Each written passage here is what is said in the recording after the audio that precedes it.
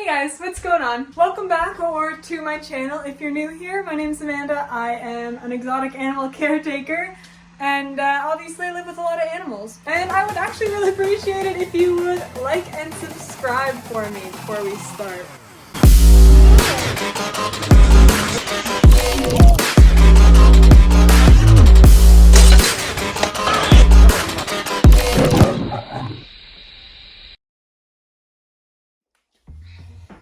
Hello everyone, I obviously live with a lot of animals and I wanted to film today a fun little Q&A video. I get asked questions all the time that I don't ever think to explain before being asked. It's just something that I've known for such a long time as a more experienced reptile keeper that I forget that everyone's life doesn't just revolve around reptiles and maybe not everyone knows this stuff. And it's funny because actually majority of people that aren't into reptiles probably don't know this stuff. And some people that are into reptiles probably don't know this stuff. And even I have been asked questions before where I have gotten stumped when answering just because I'm like, you know what, I've never thought about it. So I have a list of questions in front of me that I'm gonna go through, and while I do that and answer them in the best of my ability, I have absolutely no notes, so I'm just gonna be kind of saying stuff straight off of what I know.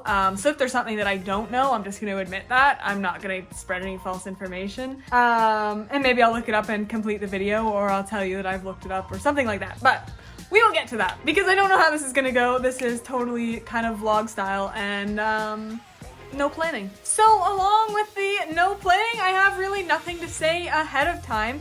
Except for, as I always say, and I really hope by now you do, please do me a favor and hit that like and subscribe button. I will emphasize this every single time because I can't wait to reach my goal. I'm working really hard to grow my channel and I would love it if you would be a part of that. Alright, why don't I take out my first snake and answer the first question. I'm just gonna take out the one that's right next to me. He's pretty new and I really like him and I would love to introduce him to you guys.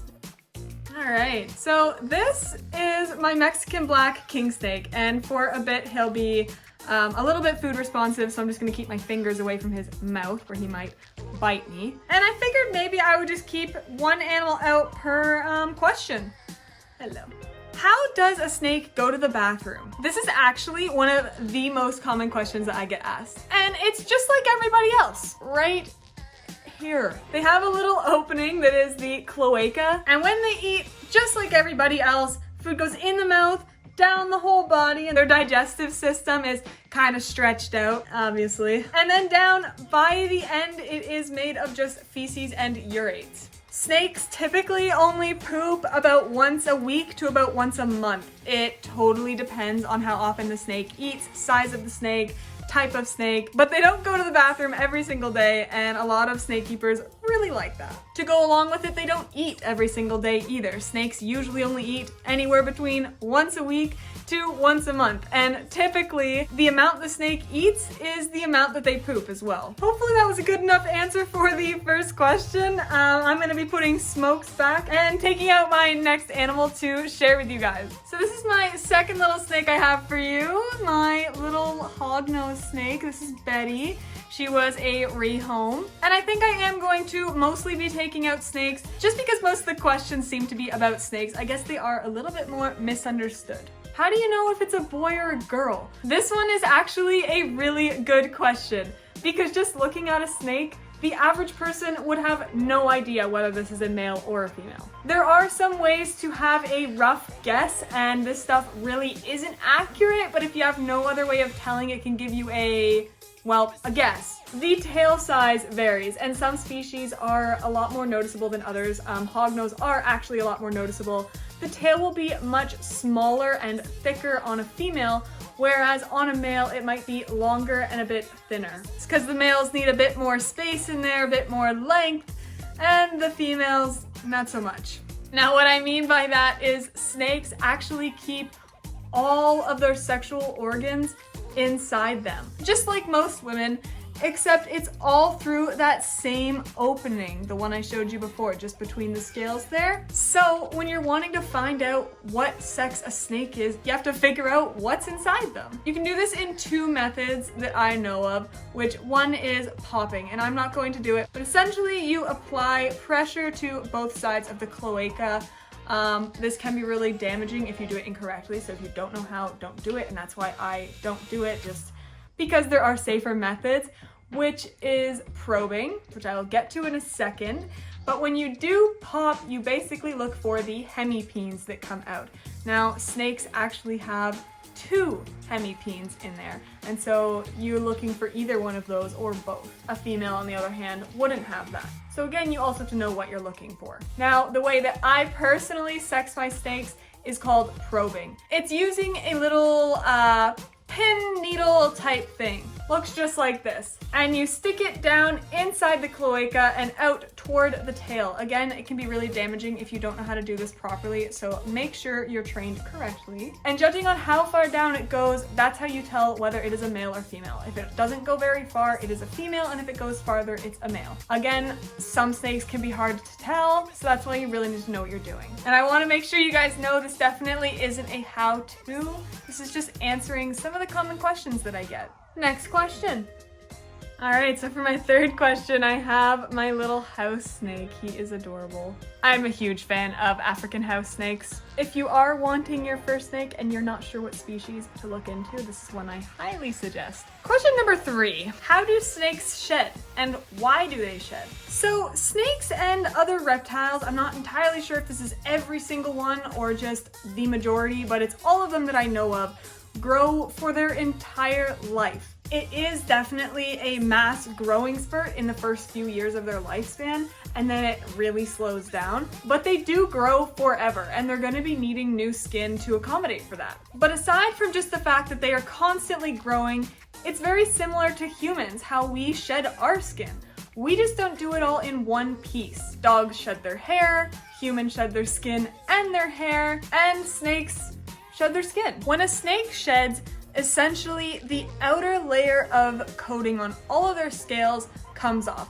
This includes over top of their eyes, and on lizards can include into their ears or even like nostrils. Basically everywhere on the outsides of their body sheds. Probably the inside too, but I don't know about that. When it becomes time to shed, they build up a liquid layer between the outer layer of skin and the next layer of skin.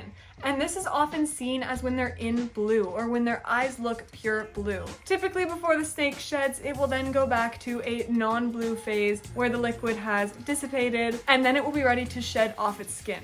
When the skin comes off, they break it on the nose. They're just rubbing their nose on something. They'll lift a little piece and then they'll keep rubbing until it rolls down their entire body.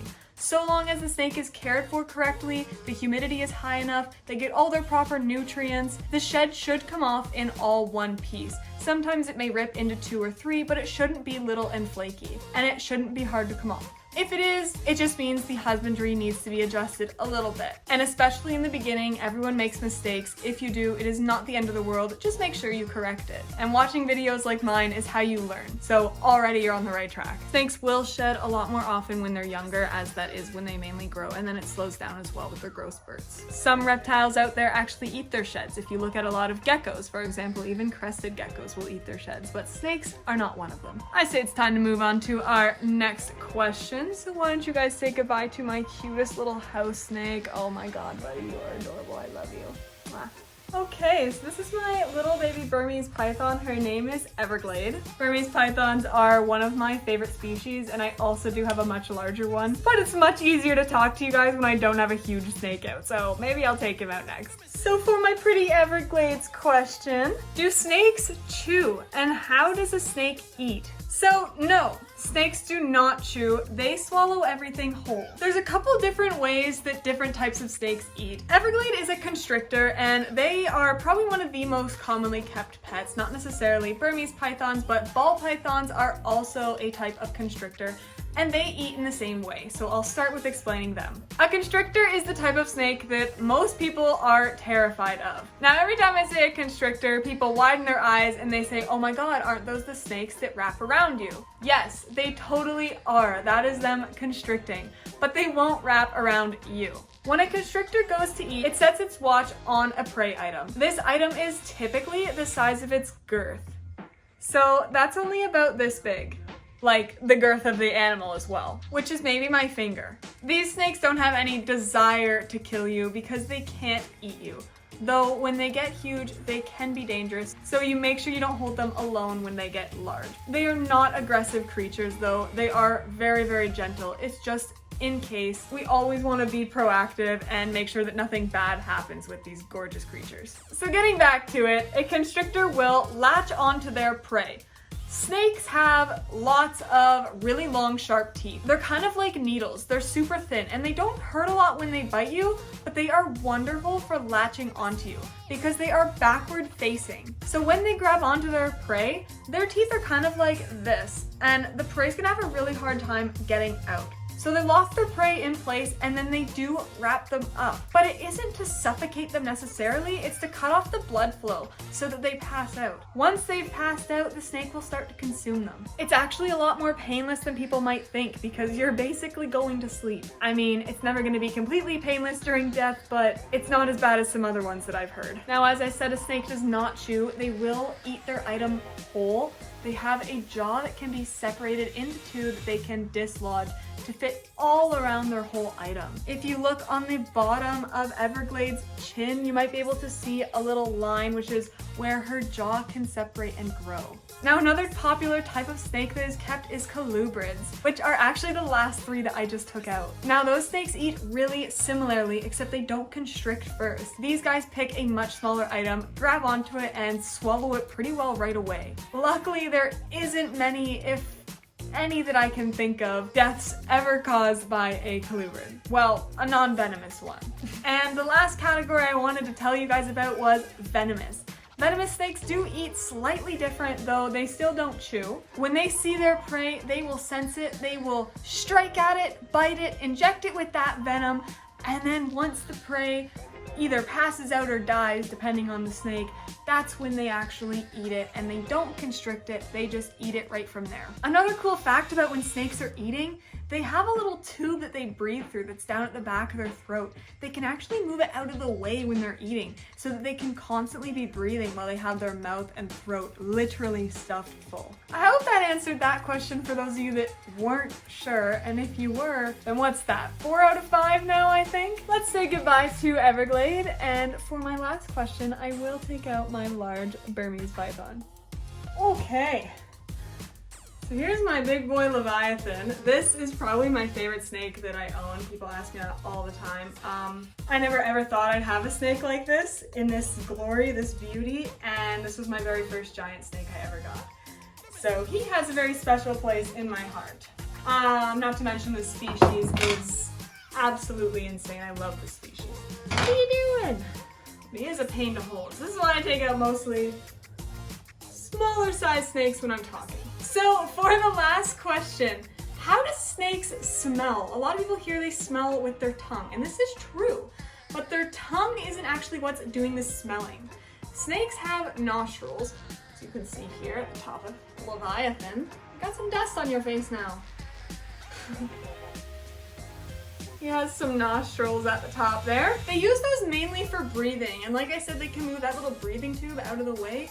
When they close their mouth, and I'll show a picture of some snake mouth anatomy for you, their little breathing tube goes up and they breathe out of their nose. It connects, it's really cool. But they actually smell something called the Jacobson organ, and this is on the roof of their mouth.